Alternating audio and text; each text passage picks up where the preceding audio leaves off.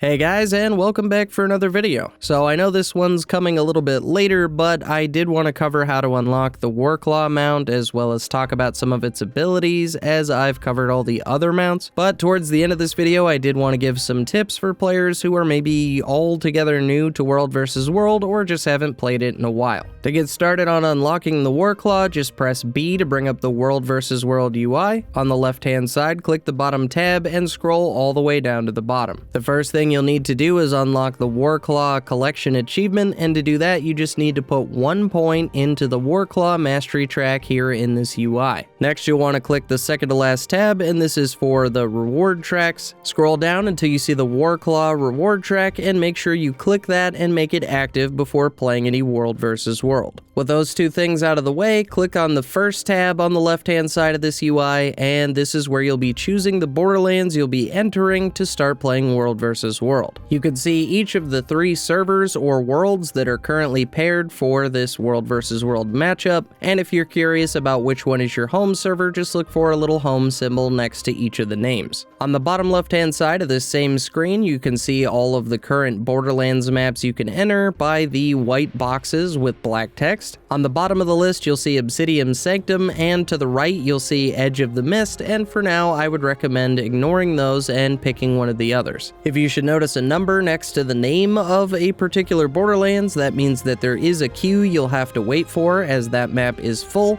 and while it might not be ideal to wait, do keep in mind that if there is a queue, that typically means there are a lot of players playing there, so you're almost guaranteed a group of people to play with. Ideally, you'll end up on a map with a commander tag, but if you don't see one on your map, just open up that UI and pick another Borderlands until you find one. Once you do see a commander tag, make sure you click that and join the squad. This will reveal all other players in that squad to you so you know where to head. Since the commander mostly controls what's going on for the night, it's a good idea to keep squad chat open so that you don't get left behind, and you may also see, instead of some orders, a link to either a TeamSpeak or Discord server, and this is a bit extra for a lot of people, so this will be up to you. Just know that you don't actually have to talk in chat, rather you could just listen, and this is the clearest way to get instructions when playing World vs. World. Most of the items you'll need for the Warclaw collection achievement are earned from completing pretty basic objectives in World vs. World. For example, you'll need to capture a camp, fort, and tower in order to get the Warclaw Gorget, horn spikes, and saddle, and you're basically guaranteed to complete these objectives in an average night of World vs. World. Whenever approaching a fort, tower, or camp, there should be some NPC veteran guards surrounding those areas and territories you don't control, and it's a good idea to target those guards, as the tail armor item for this collection only drops off of those enemies.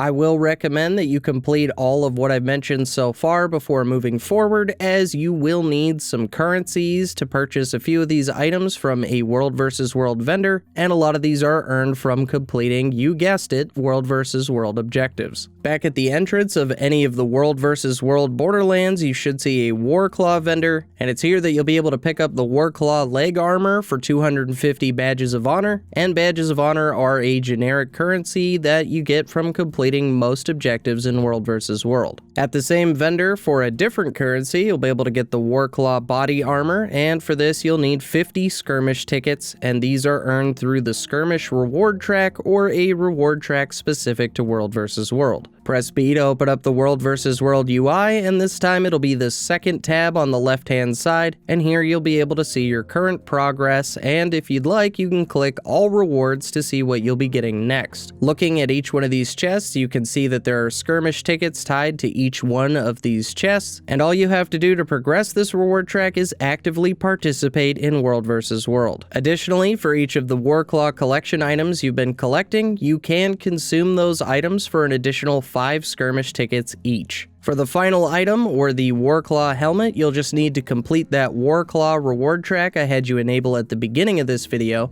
and this is arguably one of the longest parts of this collection. Similarly, you'll just need to be playing World vs. World actively in order to eventually complete this reward track, and you will get several other decent rewards along the way. If it seems like this reward track is taking a bit longer than you'd like, you can use some XP boosters in order to speed this process up. Just make sure that the XP booster you're using says something about increasing the World vs. World reward track progress. Once you've earned each of the items for the Warclaw, the collection will complete and you'll earn a Warclaw certificate of ownership, but you'll still have to purchase the final Warclaw mount itself from that Warclaw vendor we visited earlier. As long as you've completed the Warclaw collection achievement, there'll be a new item available for 8 gold, and that's the item you'll need in order to unlock the Warclaw once and for all. Now that you actually have your own Warclaw, you may want to unlock the rest of its abilities, and to unlock additional abilities, just head back to the last tab of the World vs. World UI and scroll all the way back down to the Warclaw. If you hover over each section, you can see the upgrades and how many rank points it'll take to unlock each one. Each World vs. World level or rank you earn will get you another point to spend, and you'll need at least 126 ranks to fully unlock the Warclaw mount. After spending your first point to unlock the mastery, you'll need 15 more to make your Warclaw move faster in territories that you currently own. For another 20, the Warclaw will gain an additional stamina bar, giving you 3 dodges, but this does only affect World vs. World, so you won't be able to use this in PvE. For another 25, Battle Maw will now finish downed enemies. For another 30, you'll gain a second ability called Sniff, and this will reveal unstealthed enemy players nearby. And finally, for another 35 points, you'll unlock your third and final ability called Chain Pull, and this allows you to chain yourself to a gate and deal some damage alongside the other siege that typically helps take down gates in front of forts and towers. Each pull will consume some of your supply typically used to build things in World vs. World, and only 3 Warclaw mounts can use this ability at the same time. If you find yourself in a situation where you already have quite a few ranks in World vs. World, but you've already spent those points on other things, head back to the entrance of your Borderlands where you'll find another NPC called the World Ability Master,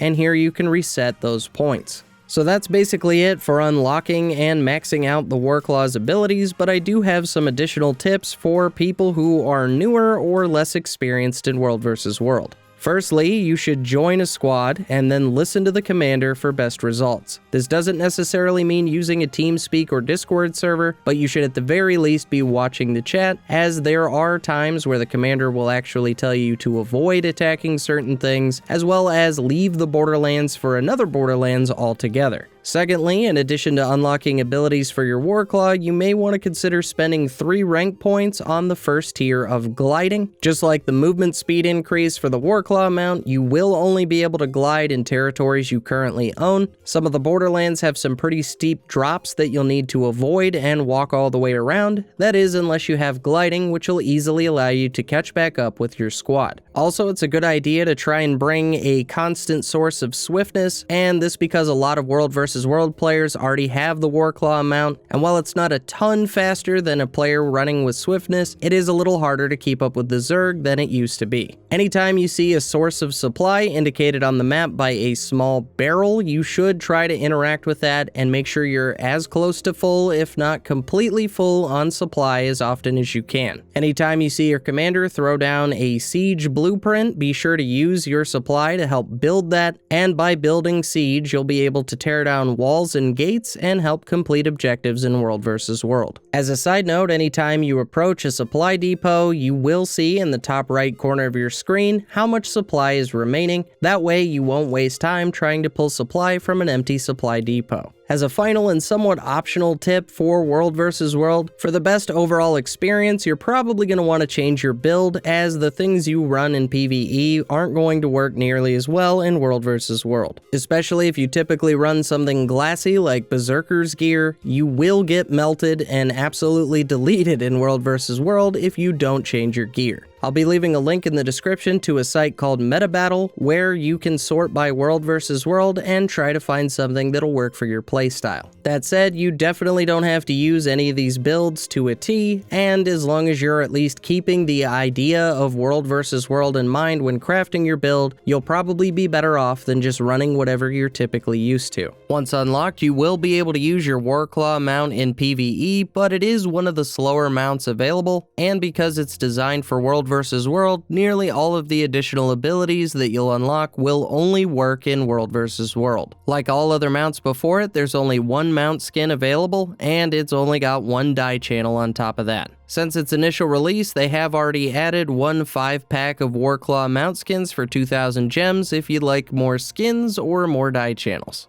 And that, guys, is pretty much all I wanted to cover here today. I just wanted to make sure you knew how to unlock the Warclaw mount if that's something you wanted to do and haven't yet. Also, I know those world versus world tips are pretty basic, but for someone who's a little newer to the game mode, I think those could be pretty helpful. If you guys have some additional tips for new players entering world versus world, feel free to leave them down in the comments. Also, do let me know if you've been playing any more world versus world after unlocking the mount, or if you just unlocked it and left. Personally, I've been playing a lot more World vs. World ever since I came back to the game mode, and now I'm rethinking everything I ever thought about World vs. World. But anyway, guys, as always, thank you so much for watching. I hope you found this helpful or informative, and I'll see you in the next one.